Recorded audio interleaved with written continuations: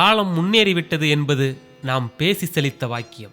கையில் ஐபோனும் கண்ணெதிரே ஷாப்பிங் மாலும் இருப்பதாலேயே காலம் முன்னேறிவிட்டதாக பொருள் இல்லை. இந்த சமூகம் தன் பிற்போக்குத்தனங்களை எப்பொழுது விட்டொழிக்கிறதோ அதுதான் உண்மையான முன்னேற்றம். அப்படிப்பட்ட முயற்சியில் முன்கை எடுத்து போராடுகிறார் சந்தனமேரி. உசுர பணையம் வச்சு யமனோட போராடி செத்து போன சத்தியவானே சாவித்திரி மீட்டு வந்தா. செத்து போன சத்தியவானே சாவித்திரி மீட்டு வந்தா. சாவித்திரி செத்திருந்தா பெண்ணினமே அந்த சத்தியவா வேற பொண்ணே பார்த்திருப்பான். அந்த சத்தியவா வேற பொண்ணே பார்த்திருப்பான். கற்பு கற்பு என்று சொல்லி கதை இழக்கும் பிராணங்களை கேட்டா எனக்கு கோபம் வருதம்மா. பெண்களே கேவலமாக்கி புட்டான் பாருங்கம்மா. இறுக்கமான சாதி நடைமுறைகளை கொண்ட தேவக்கோட்டை பகுதியில் கடந்த 30 ஆண்டுகளாக சமூக ஒடுக்குமுறைகளுக்கு எதிராக போராடி வரும் சந்தனமேரி பர்மாவிலிருந்து இங்கு வந்த அகதி.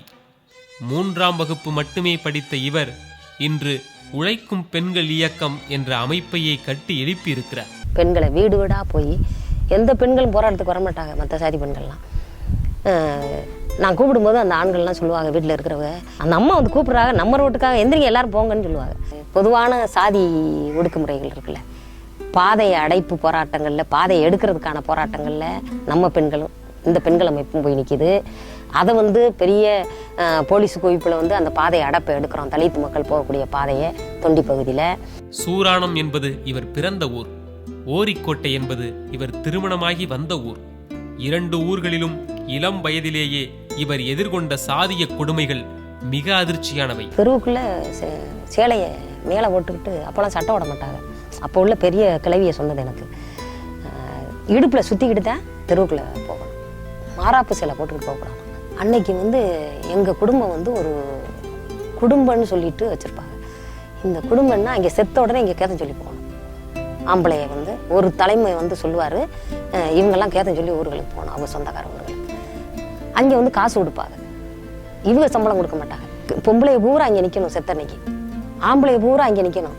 எந்த வேலையும் நம்ம வீட்டு வேலை பார்க்க முடியாது. ஒவ்வொரு நாளையும் சமூக மாற்றத்திற்காகவே செலவிடும் சந்தனமேரி தலித் குழந்தைகளுக்கு சமூக கல்வி நடத்துகிறார்.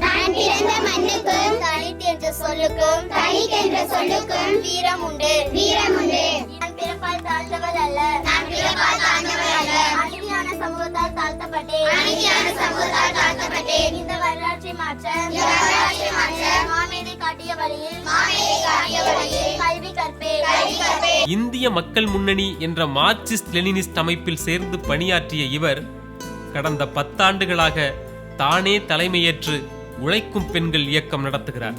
உழைக்கக்கூடிய பெண்களுக்கு முதன்மைப்படுத்தி அதில் அடித்தட்டில் இருக்கக்கூடிய ஏழை எளிய தலித் பெண்களை முன்னிறுத்தி அவங்களுடைய பாதிப்பு, அவங்க கிராமங்களில் இருக்கக்கூடிய அந்த பிரச்சனைகள், அவங்க குடும்பங்களில் இருக்கக்கூடிய பிரச்சனைகள், இதெல்லாம் வந்து நிறையா பெண்களுக்கான பிரச்சனைகளை உழைக்கும் பெண்கள் இயக்கம் முன்னெடுத்து செய்யுது.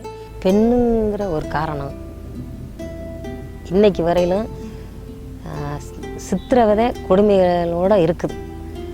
உயிர் இழப்பு இன்னும் வரல. ஆனால் எந்தெந்த வகையில் அந்த அடக்குமுறையில் சந்திச்சிருக்கேன் அப்படின்னா, குடும்பம் முதல்ல வந்து குடும்பத்தை தொட்டாங்க. சொந்த வாழ்க்கையில் எதிர்ப்புகள் வந்த போதும் இவர் துவண்டு விடவில்லை. இன்னும் உற்சாகமாக உழைக்கிறார்.